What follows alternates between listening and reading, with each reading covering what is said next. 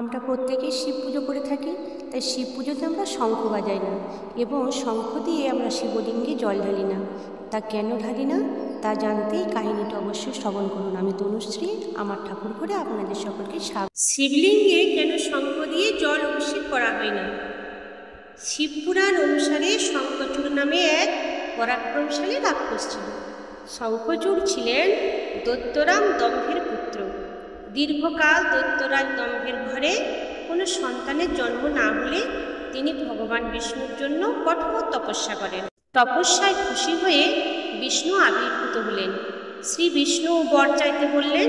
তখন দম্ভ এক পরাক্রমশালী পুত্রের বর চাইলেন, যিনি 3 জগতের জন্য অজেয় হবেন।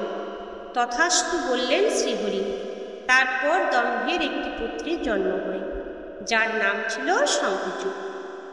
শঙ্খচূড় পুষ্করে শ্রী ব্রহ্মার জন্য কঠোর তপস্যা করেছিলেন এবং তাকে খুশি করেছিলেন।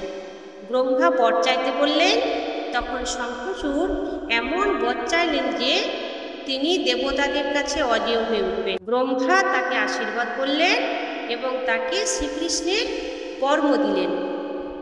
একই সময়ে ব্রহ্মা শঙ্খচূড়কে ধর্মধ্বজের কন্যা তুলসীকে বিয়ে করার নির্দেশ দেন।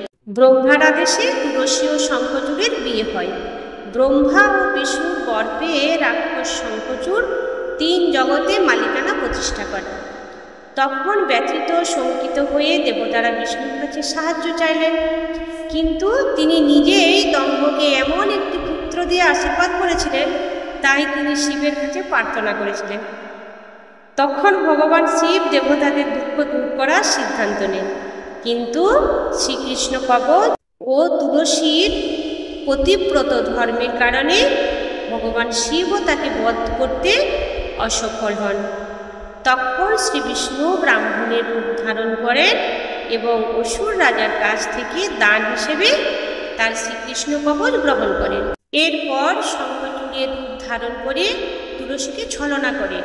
সেই সুযোগে শিব তার ত্রিশূল দিয়ে শঙ্খচূড়কে বধ করেন এবং তার হাড় থেকে শঙ্খের জন্ম হয়। যেহেতু শঙ্খচূড় ছিলেন বিষ্ণু ভক্ত, তাই লক্ষ্মী বিষ্ণুর কাছে শঙ্খের জল অত্যন্ত প্রিয় এবং সমস্ত দেবতাকে শঙ্খর জল নিবেদনের বিধান রয়েছে। যেহেতু শিব তাকে হত্যা করেছিলেন, তাই শঙ্খের জল শিবের জন্য নিষিদ্ধ বলা হয়। এই কারণে শিবকে শঙ্খ দিয়ে জল নিবেদন করা হয় না। শিবপুরাণ অনুসারে ভগবান শিব স্বয়ং তার পুজো থেকে কেতকী ফুলকেও ত্যাগ করেছেন। এর পেছনে একটি কারণ রয়েছে। পৌরাণিক কাহিনী অনুসারে একবার শ্রী ব্রহ্মা এবং ভগবান বিষ্ণুর মধ্যে বিবাদ হয়েছিল যে দুজনের মধ্যে কে বেশি শক্তিশালী। বিবাদের সিদ্ধান্ত নিতে হয়েছিল শিবকে। ভগবান শিবের মায়া থেকে একটি জ্যোতির্লিঙ্গের উদ্ভব হয়েছিল। শিব বলেছিলেন যে ব্রহ্মা ও বিষ্ণুর মধ্যে যে এই জ্যোতির্লিঙ্গের শুরু বা শেষ বলবেন তাকে বড় বলা হবে। ব্রহ্মা জ্যোতির্লিঙ্গে নেমে যাওয়ার সিদ্ধান্ত নেন এবং এর শুরুর সন্ধান করতে থাকেন এবং বিষ্ণু শেষের সন্ধানে উঠে যান। অনেক দিন পর ব্রহ্মাজি দেখলেন তার সঙ্গে একটি কেতকী ফুলও এসেছে। ব্রহ্মা মিথ্যা বলার জন্য কেতকী ফুলকে নিয়ে ভগবান শিবের কাছে পৌঁছন। এরপর ব্রহ্মা দাবি করেন যে তিনি জানতে পেরেছেন জ্যোতির্লিঙ্গের উৎপত্তি কোথা থেকে। অন্যদিকে বিষ্ণুদেব বলেছিলেন যে তিনি জ্যোতির্লিঙ্গের শেষ জানতে পারেননি।